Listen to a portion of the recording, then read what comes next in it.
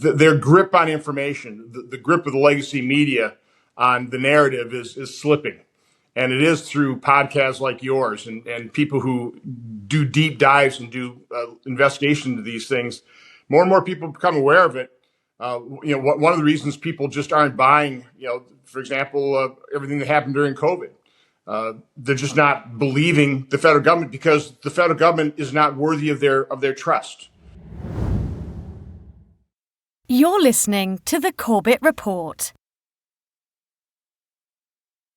Welcome, friends. This is James Corbett of the Corbett Report coming to you in September of 2025, specifically 1 week before the anniversary of the events of 9/11/2001.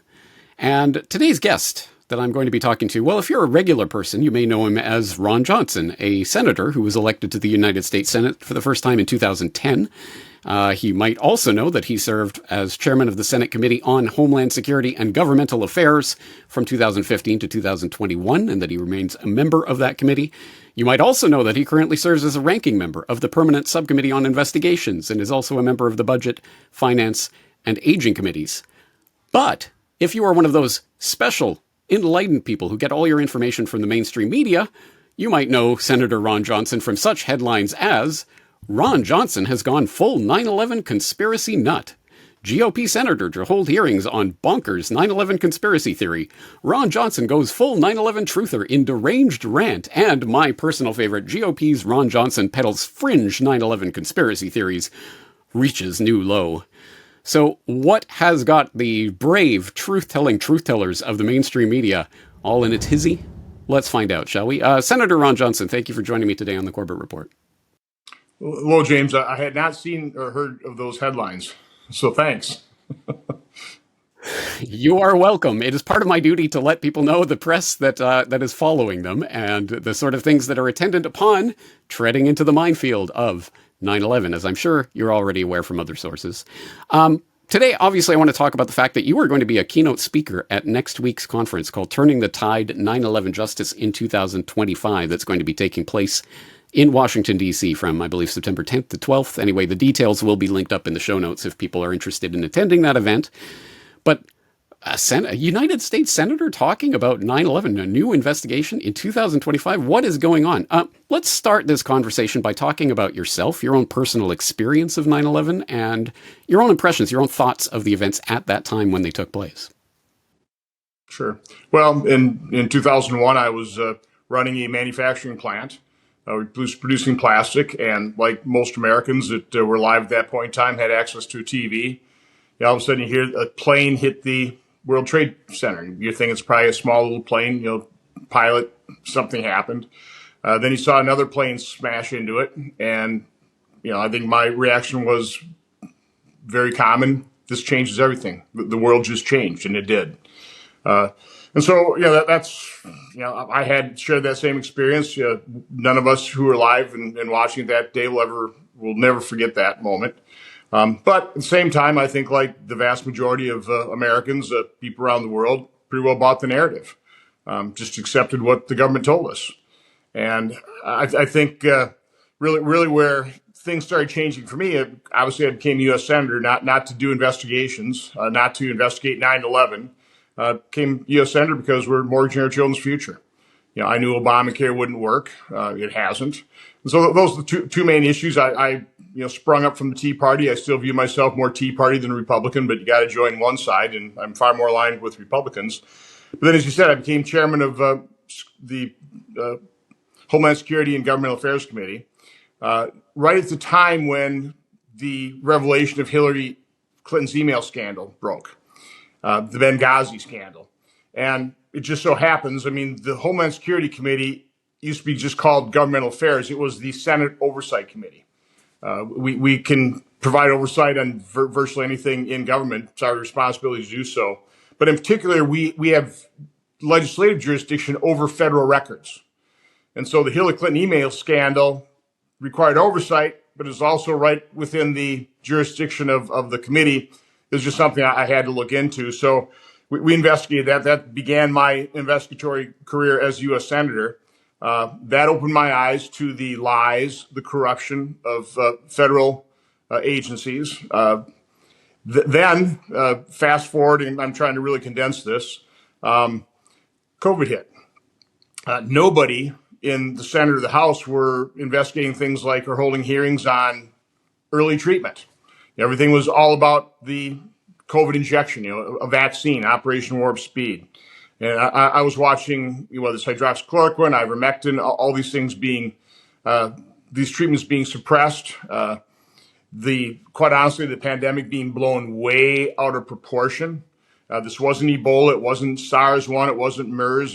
This wasn't a 40% fatality rate. It was going to be something like, maybe a really, really bad flu season.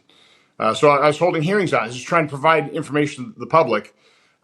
Further noticed, further evidence of how the federal government and its agencies lie repeatedly to the American public. Then I met Bobby Kennedy. And I remember doing a podcast, I think it was in Nashville, with Bobby Kennedy. I walked into the green room and he's talking about visiting his father's apparent assassin, Sirhan Sirhan, in jail, and telling the story about his father's assassination, which again does not line up with the narrative of the government and mainstream media. And so at that point in time, Bobby turned me on to a book, JFK and the Unspeakables, the Devil's Chessboard about our CIA. And again, your eyes just continue, your eyes keep opening wider and wider and wider, and you see the government covering things up. I just finished a book, Blowback, on the Oklahoma City bombing. It's just amazing, James, how many people held in jails commit suicide. Key witnesses to key moments in our history. So after a while, these things just continue to pile up. And specifically on 9/11, now I'm chairman of the Permanent Subcommittee Investigations. As ranking member, our chairman then, Richard Blumenthal, he wanted to do investigation of the PGA's negotiation with LIV Golf.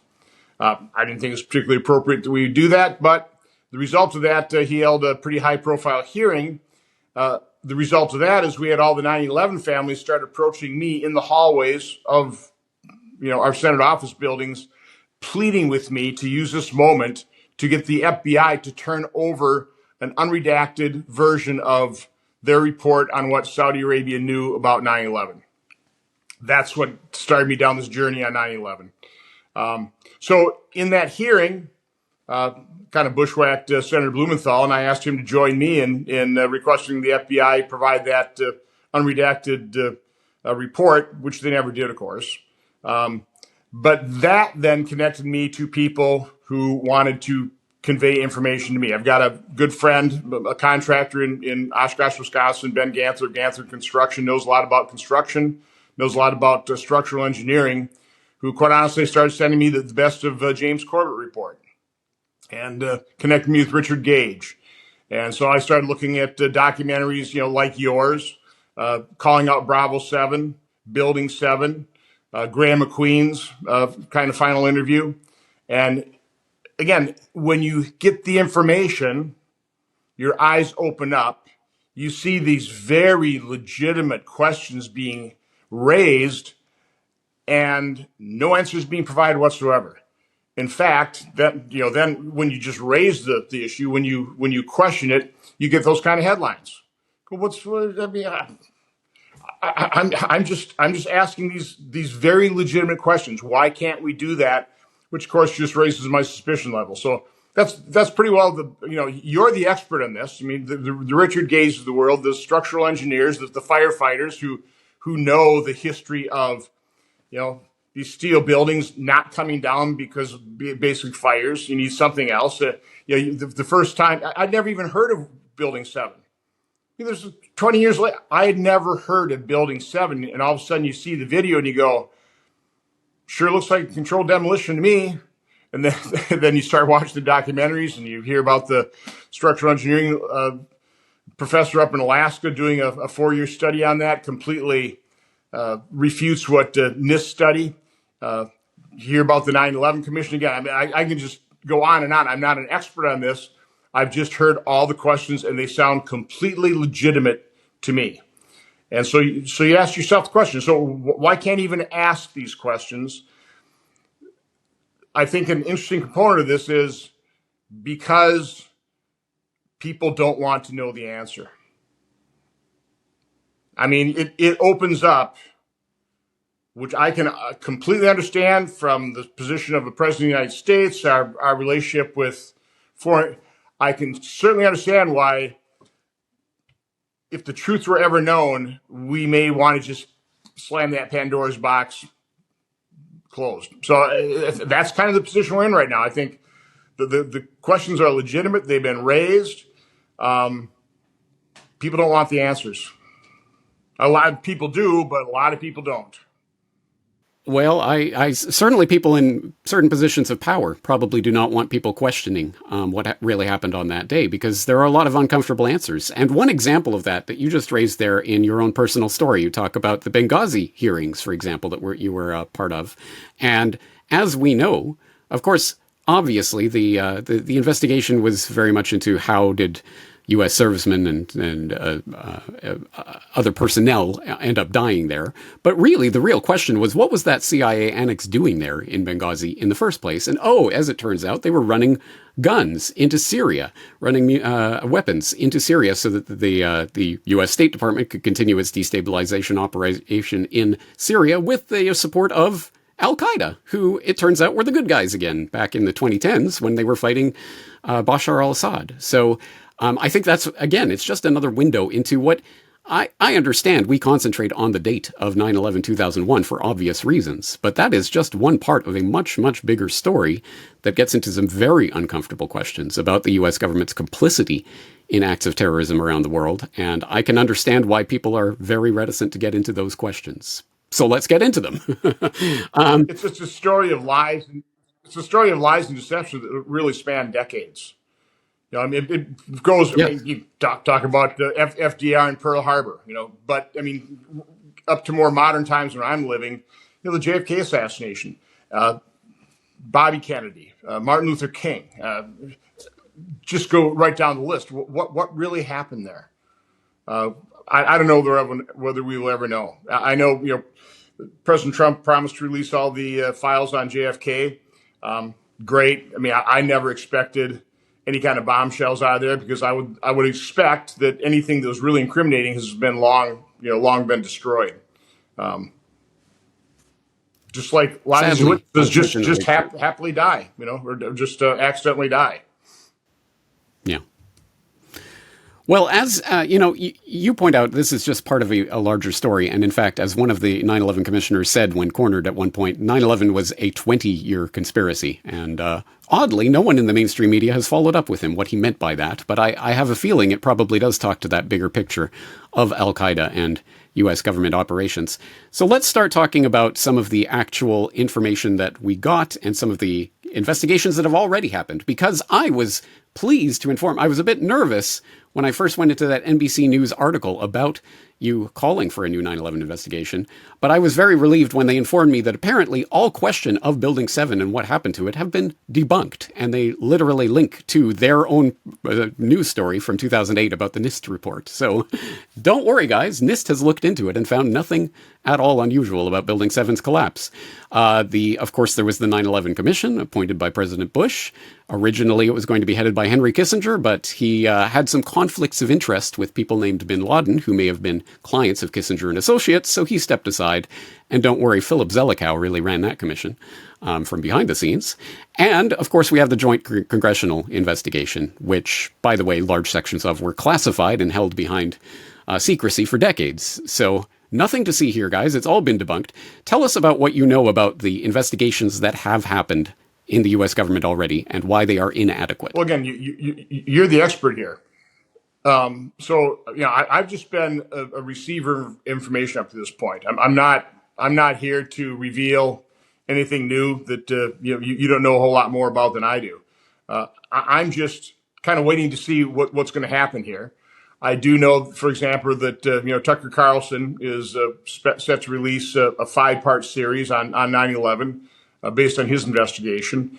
What I do know is the government back in the 60s had far greater control over information than they have today. They had far greater control over information in 2000, 2010, even 2020. Their grip on information, the grip of the legacy media on the narrative is slipping. And it is through podcasts like yours and people who do deep dives and do investigation into these things. More and more people become aware of it.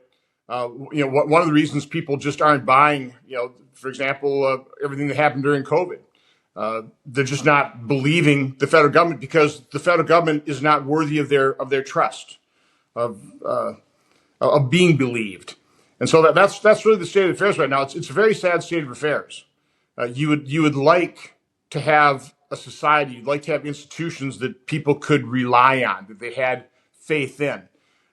When you get to this level, when the general public simply has very little faith or no faith in its institutions, it's very dangerous for society. It's not a good sign. So, I would like to restore that trust, but the only way I know of restoring that trust is by revealing the truth, making government and government agencies more trustworthy, which they currently are not. You're seeing right now, I'm about ready to head into a hearing with RFK Jr. in Senate Finance. I mean, it'll be interesting to see the 16 ways on Sunday he will now be attacked for simply wanting to return and restore integrity to science and to the federal health agencies who have been captured by big pharma and big agriculture and big food. The American people know that. There's a reason why the MAHA movement is so strong. I held an event with RFK Jr., Dr. Casey Means in September. It was called American Health and Nutrition, Second Opinion. And among all the excellent testimony, there was one witness, Dr. Chris Palmer, a psychiatrist who does a lot of work investigating the impact of nutrition on mental health. And his little snippet, I think, was probably the most noteworthy. He said, they don't want causes discovered of chronic illness, of autism. They don't want this discovered. I think the same can apply to 9/11. They don't want to know the answers. Okay? And like I say, when you consider the geopolitical ramifications of actually knowing the truth, again, I don't know what the truth is, but I could imagine, I've heard different theories, the geopolitical ramifications of the actual truth on 9/11 might be pretty devastating.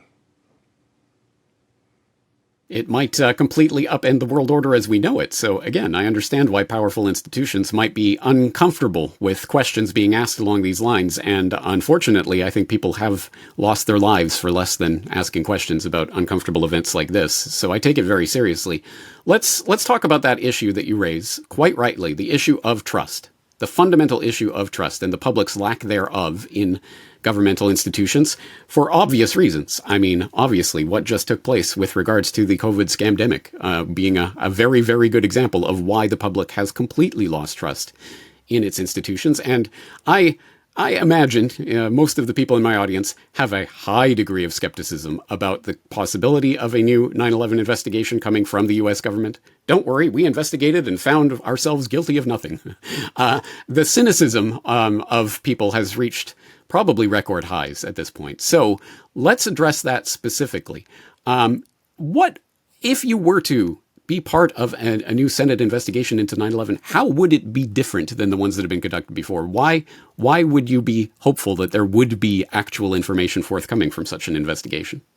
Well, because people like you who have dug into this thing now for 20, almost 25 years, you've dug up an awful lot of information. If given a platform, if given a forum for more Americans to see, as opposed to, I don't know what you're following is on social media. But again, they do a pretty good job of suppressing this kind of information. But if you're actually given a public forum, and quite honestly, the legitimacy of a U.S. Senate hearing, more people would have their eyes open. So I think that would be groundbreaking.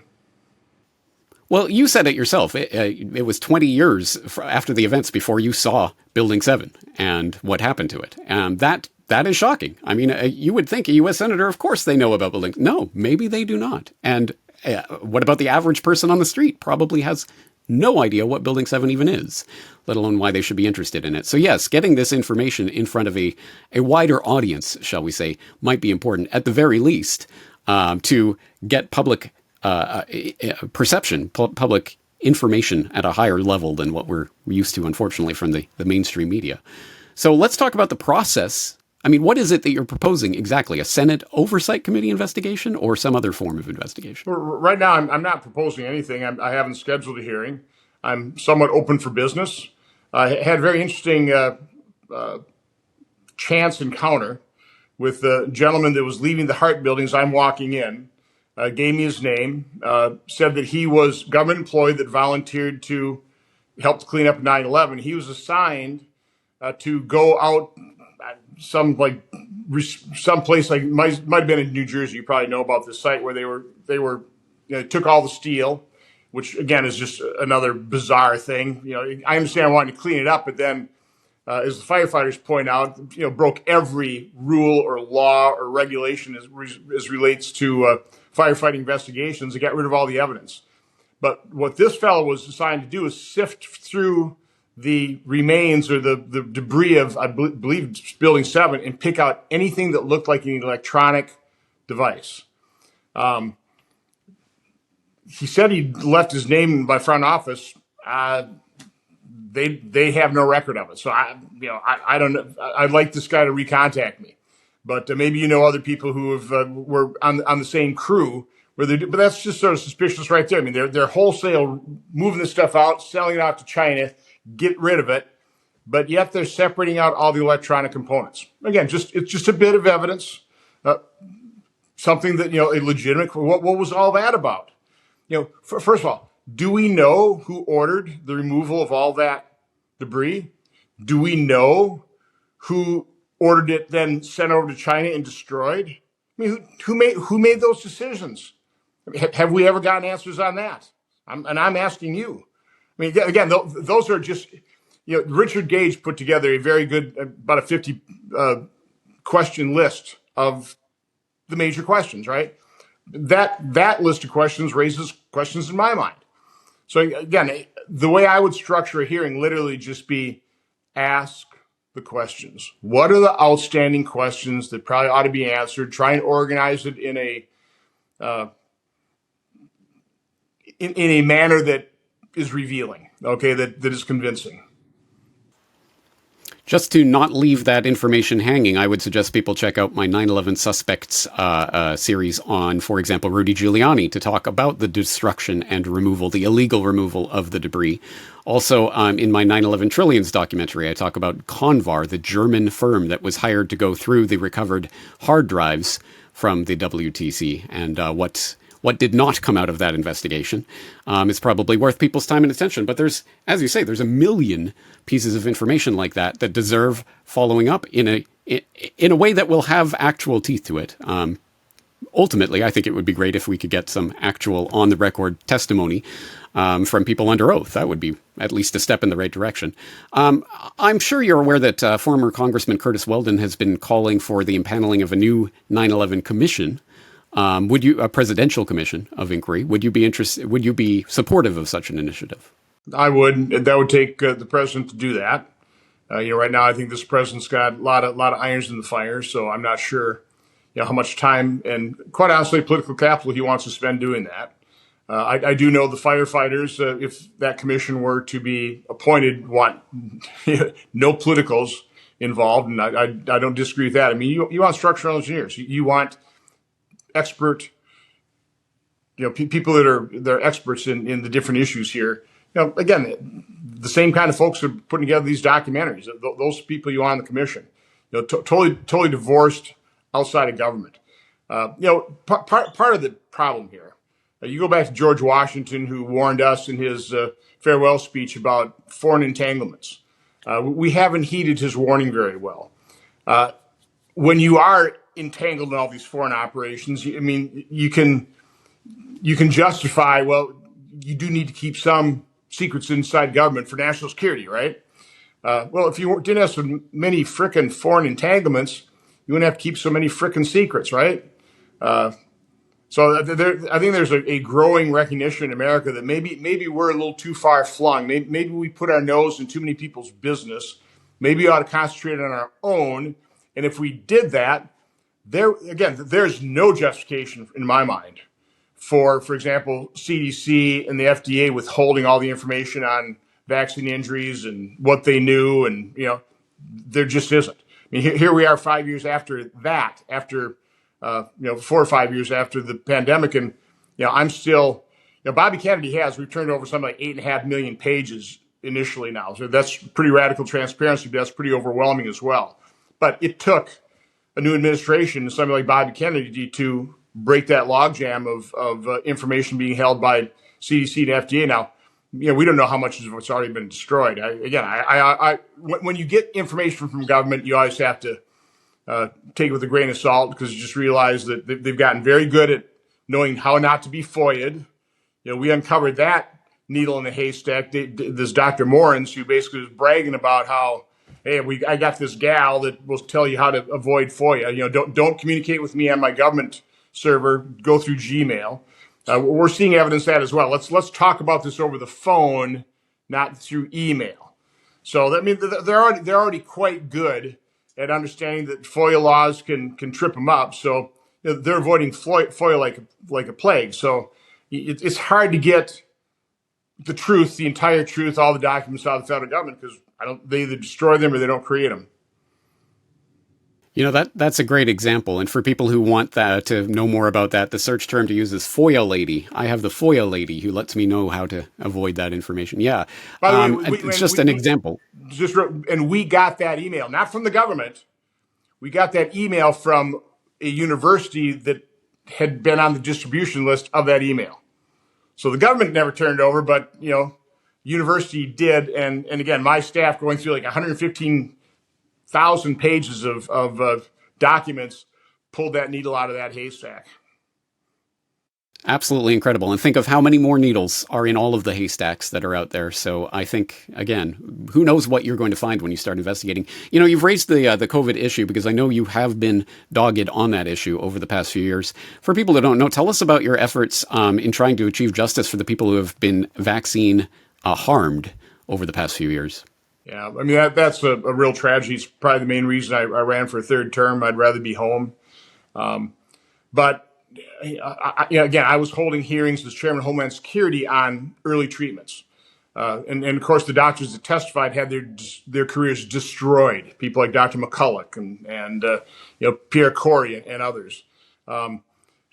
Again, makes no sense whatsoever. I mean, I'll still to this day, I don't know why don't we spend more time investigating treatment for disease as opposed, again, because vaccines, there's no liability to them. They're multi-billion-dollar businesses, and that's the way we've set the thing up.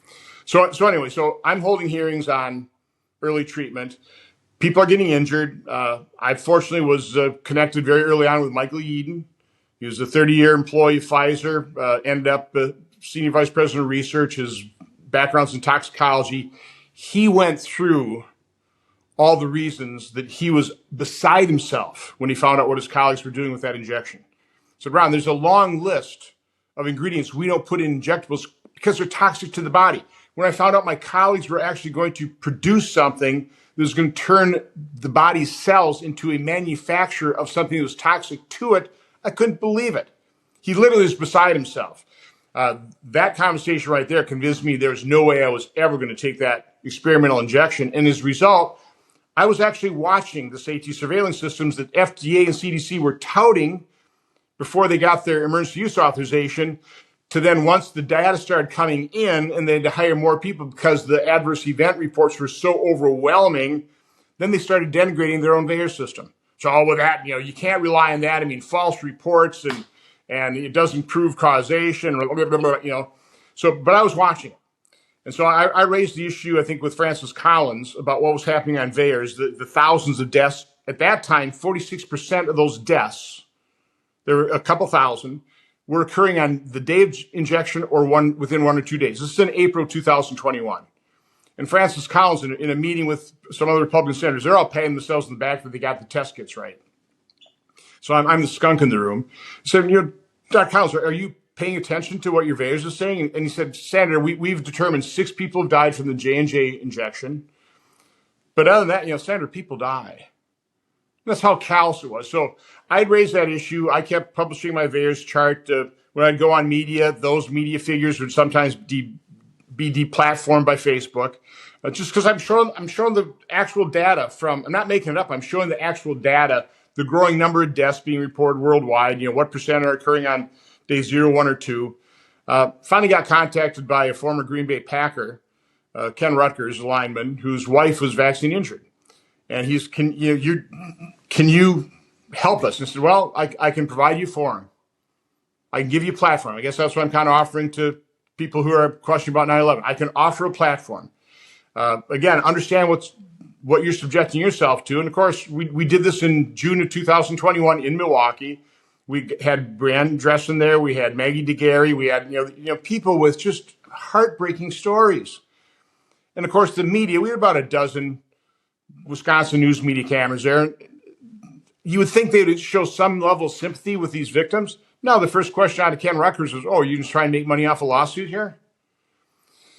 So that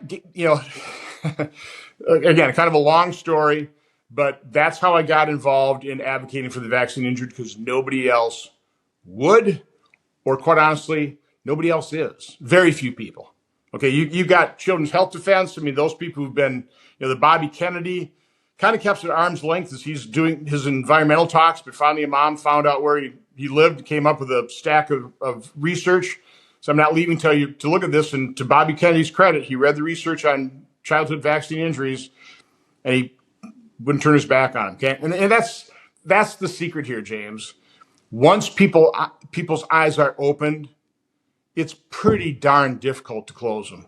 Now you can force them closed. I mean, you can turn your back, but it's pretty hard. And that's certainly what we're finding with for example, the mRNA, which by the way is not true mRNA. It's modified, so it doesn't degrade in the body. So now it's circulating in the body. They have no idea how long it's going to exist. Okay, it's out of control. But no, I lost my train of thought. Well, let me just comment on that, because you make a number of important points. One of which, let me just commend you for avoiding that term vaccine and using the correct experimental mRNA injection terminology because I think we do have to speak about this. And you're exactly right. It's modified RNA. That's the mod in Moderna, is it not?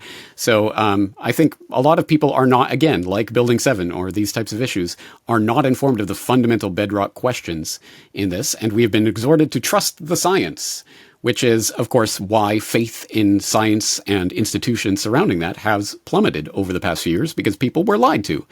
Having said that, as I say, the cynicism and skepticism is rising, and I can certainly attest to that from even my own audience. Many people very skeptical of, say, Bobby Kennedy. If he knows about the harm that is being caused by these injections, why did he not on day one just outlaw all of the experimental mRNA injection technology until it can be proven safe and effective? What do you say to that? For people who do not know the political process and how political capital is actually accrued and spent, how do you address that kind of cynicism? Well, understand he's taking over an agency that has tens of thousands of people. Most of them are completely opposed to what he's trying to do. Some of them are complicit and culpable in this, in line to the American public, covering up those lies. Saying it was going to stay in your arm when they knew it was going to biodistribute all over the body. So he's up against powerful forces. I mean, I think they are, and you've heard reports, you've seen things, they're literally spending millions to just destroy him. Okay, and they're ramping it up, and you see we'll call it a kerfuffle at the CDC, and all these people resigning and stuff. And, good riddance. Okay, I think something like 1,000 CDC employees have signed a letter to asking him to be fired. Well, good, you just identified yourself. They ought to lose their job as well. But no, we are up against powerful forces. Now, I will say on the mRNA, again, science has been corrupted. I think that's obvious. When you pay for science, you get the result you want. And so you got pharmaceuticals companies paying for science. They do their own studies. They've captured the agencies. But my problem with this is you go down so many different rabbit holes here. But the bottom line is you're up against powerful forces. He's trying to thread a needle. I'm also the author of Right to Try, So I can't tell you definitively, did the mRNA, did it help save lives? I think a lot of, even skeptics will at least admit, well, it did boost antibodies. And for the vulnerable, you might have had a higher antibody level. And, particularly for the elderly or people with comorbidities, it might have reduced the severity of the illness, might have saved lives. I mean, that's entirely possible. I can't, there's no good study on that, but that's entirely possible. So, this is a platform. I think the mRNA platform, particularly for things like cancer, is very promising. Okay, we're trying to advance science here. Should have been used in a mass vaccination campaign in the midst of pandemic? I would argue absolutely not. People like Gert von den Bosch would certainly back me up on that. I'm just basically quoting him. So again, it's the world is not black and white. There can be real benefits to mRNA therapy. It's gene therapy, but let's not lie about it. Let's give people informed consent. And that's basically what's happening. I think that's the hopeful sign here. When you have, I think Rasmussen report said something like a quarter of the American public believe they know of somebody who died from the injection. For more than 50% knew somebody who was seriously injured by the injection. You can't hide that. This, again, this was administered to billions of people. People saw it. They saw it with their own eyes. They're not denying it. So that's hard to cover up. People like you with 9/11, you just need larger platforms. More people need to understand the legitimate questions that simply have not been answered. Excellent. Well, we will agree to disagree on the potential utility for mRNA injections. I think they are a travesty in every way, and we've been lied to top to bottom about them. But perhaps that is getting a bit off of the main topic of today. Let's get back to the fundamental bedrock here. Turning the tide, 9/11 justice in 2025. You are going to be appearing there along with, as I mentioned, former Congressman Kurt Weldon, former Congressman Dennis Kucinich, Lieutenant Colonel Anthony Schaefer, CIA whistleblower John Kiriakou, and a host of researchers who have spent decades looking into these questions. Tell us about this event and what you're going to be speaking about. I'll probably leave the audience as unsatisfied as I'm leaving you. Again, I'm not an expert on this. And I know I ventured into the whole COVID realm here and the injection realm, but it's the same issue. It's the exact same issue. It is government not being honest with the American public, even though we pay for government, we pay for these studies, we pay their salaries, but they're insulated from us. And they believe they're a power unto themselves. Whether it's in the CIA, the FBI, Department of Justice, NIH, FDA, CDC, it's the same problem, it's the same issue. And I would argue the root cause here literally is the size, scope, cost of government and its influence over our lives. It's way too big. It's way too big. Back in 1930, the federal government consumed about 3.5% of our GDP. Back then, state and local governments were 9.1%. That was the foundational premise of this nation. That most government, close to the government, governed where it's more effective, more efficient, more accountable, right? We've turned that on its head. Under Obama, government reached 24.4% after the Great Recession. Now, last year, we're at 23.9 because, as Rahm Emanuel said, boy, never let a good crisis go to waste, and they didn't. We went from $4.4 trillion in spending in 2019 prior to the pandemic to 6.5, and we never looked back. This year, we're going to spend over $7 trillion.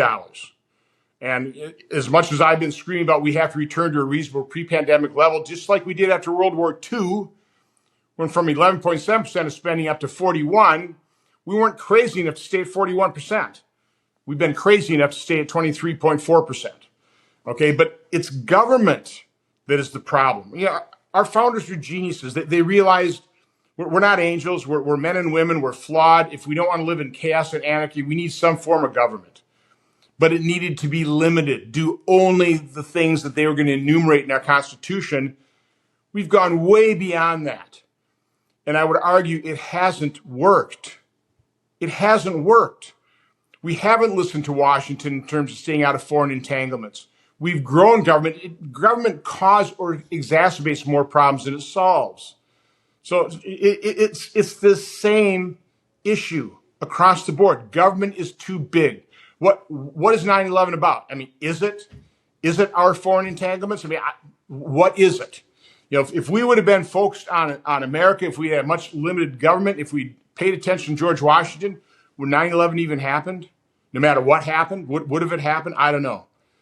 But we need a complete rethinking in the American mind. Stop being dependent on the federal government. Shrink its size, its scope, its cost. That's the solution. But there are very few of us who think that. Well, you can count me among them that I think, yes, we should reduce our dependency on government and increase our independence in every way, shape, and form. So I agree with that. Let's end it on that note of concord. And if I may be so bold as to give you some advice, Senator, I would say continue ignoring the headline writers because they matter not. Continue doing what you're doing and continue asking questions. I think people are appreciative of that. And I hope people will support people who are out there putting their careers and their reputations on the line to ask the uncomfortable questions, even if the answers are not what everyone wants to hear. Senator Johnson, thank you very much for your time. Let's direct people once again to the Turning the Tide 9/11 Justice in 2025 conference, where you'll be speaking next week. The link will be in the show notes. But on that note, thank you very much for your time today. Well, thanks for everything you've done as well. Take care.